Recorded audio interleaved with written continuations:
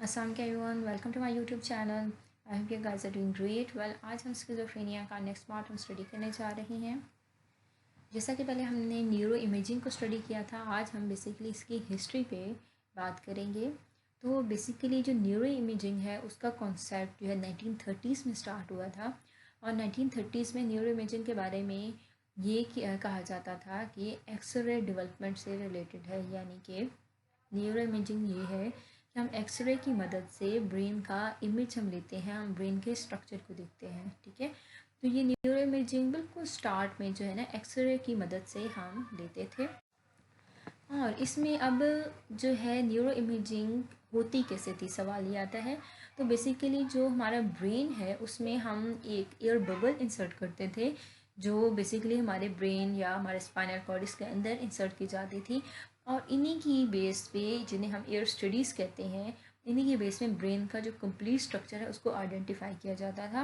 और air studies के बारे में आपको डिटेल्स इन्फॉर्मेशन मिल जाएगी अगर आप न्यूरो सर्जन वॉल्टर डेंडी को स्टडी करें। आप गूगल पे भी इसके रिलेटेड इंफॉर्मेशन कलेक्ट कर सकते हैं।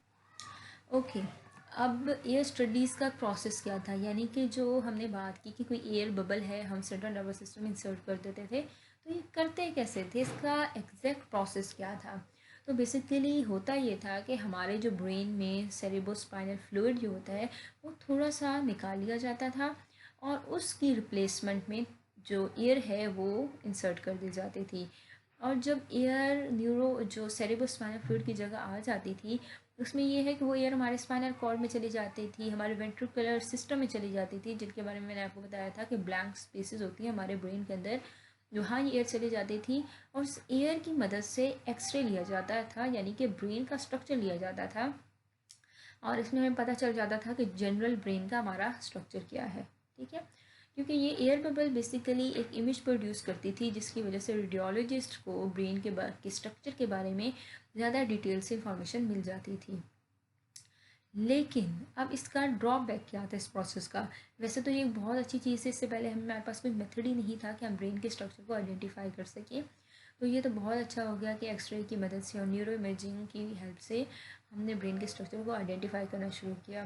बट प्रॉब्लम यहाँ आई कि जब जो हम एक्सरे करते थे उसमें हमारे ब्रेन के अंदर जो हमारे पास स्ट्रक्चर आता था, जो इमेज बन के निकलता था, उसमें सिर्फ इंफॉर्मेशन वाइट एंड ग्रे में होती थी। कोई कलर ब्रेन मैटर्स के हमारे पास आइडेंटिफाई नहीं होते थे।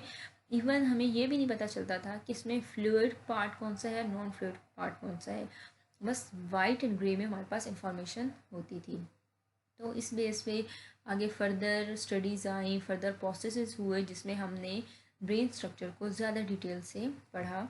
इसमें दो किस्म के आए थे, एक स्ट्रक्चरल न्यूरो इमेजिंग थी और फिर later on functional neuro imaging आई।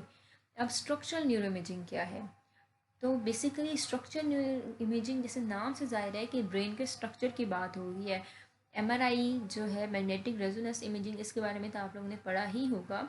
अगर नहीं पढ़ा तो मैं बता देती हूँ। ये इसमें बेसिकली ये है कि ब्रेन को ना एक मैग्नेटिक फील्ड के अंदर रख दिया जाता है और उसकी हेल्प से जो हमारे ब्रेन के हैं वाइट एंड ग्रे मैटर्स हैं वो भी डिस्टिंग्विश हो जाते हैं, यानी कलर्स की फॉर्म में भी हमें पता चल जाता है कि सिर्फ ये ब्रेन का ये स्ट्रक्चर नहीं है, उसके जो फर्दर इनर स्ट्रक्चर्स हैं उनको भी हमें देखने में मदद मिलती है। जैसे मैं आपको बताती हूँ, जैसे कि ये है एमआरआई हो रहा है, तो मैग्नेटिक फील्ड में ब्रेन को लिया जाता है अंदर और फिर फुल रेडियोलॉजिस्ट जो है ब्रेन के स्ट्रक्चर को स्टडी करता है।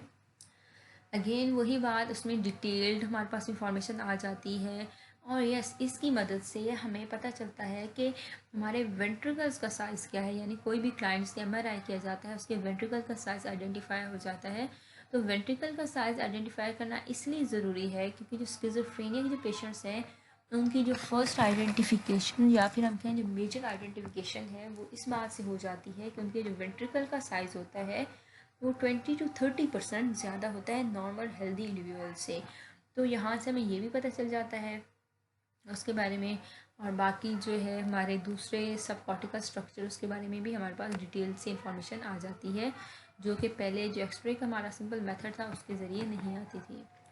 इसके अलावा हमारे पास आ जाता है functional neuro imaging. Functional neuro imaging पे इतना ज़्यादा काम नहीं हुआ, लेकिन फिर भी इसके बारे में काफ़ी इंफॉर्मेशन हमारे पास इतनी मौजूद है कि हम इसको अच्छे से अंडरस्टैंड कर सकते हैं। तो बेसिकली जैसे फंक्शन नाम से ज़ाहिर है कि समथिंग रिलेटेड टू एक्टिविटी, तो इसमें हम ब्रेन की एक्टिविटी को देख रहे होते हैं रादर दैन कि हम सिंपली ब्रेन स्ट्रक्चर को स्टडी करें।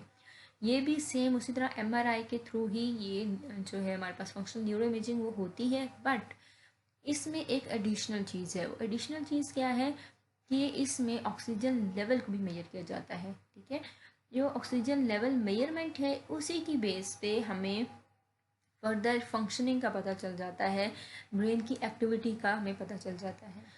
इसमें ये है कि हमें पता चल जाता है कि हमारे ब्रेन के या जो क्लाइंट जिसका एमआरआई हो रहा है उसके ब्रेन के कौन से एरियाज बहुत एक्टिव हैं, या फिर कॉग्निटिव टास्क के अंदर कौन से कॉग्निटिव टास्क हैं वो ज़्यादा अच्छे से परफॉर्म कर सकते हैं। जैसे आपको पता है स्किज़ोफ्रेनिया के जो पेशेंट्स होते हैं उनकी कॉग्निशन में भी इशू होता है, यानी कि उनकी अटेंशन अच्छी नहीं होती, वर्किंग मेमोरी इतनी ज़्यादा अच्छी नहीं होती।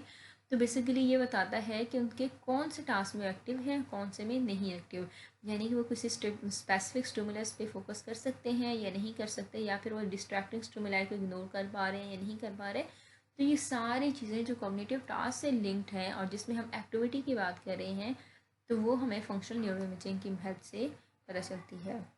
आज हमने ब्रीफली जो है न्यूरो इमेजिंग की history, structural and functional neuro imaging को स्टडी किया है, वो आपको चीज़ें क्लियर हो गई। अगर आपको वीडियो पसंद आई है तो kindly like and subscribe my channel and press the bell button to get update about more videos. Thank you.